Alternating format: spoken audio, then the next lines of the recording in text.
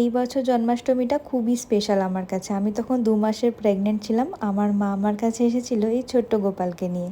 আর এখন আমার ছেলের বয়স 3 মাস। এতগুলো মাস এই গোপাল আমাদের সাথে ছিল, আমাদের ঘরে ছিল। আর আমি মনে করি উনি ঘরে ছিলেন তাই আমার প্রেগনেন্সি এত স্মুথফুল ছিল।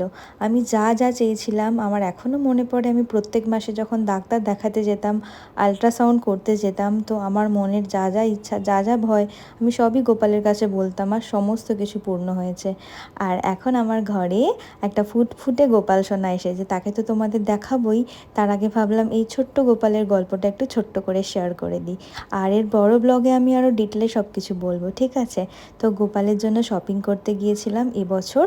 একটা ছোট্ট মুকুট কিনে দিয়েছি, একটা ছোট্ট চেন, আর এই যে যেরকম হয় জামা কাপড়, জুয়েলারি, বাঁশি। আর আমার তো রাধাকৃষ্ণ আছে, গোপালের সাথে রাধাকৃষ্ণর শপিংও করে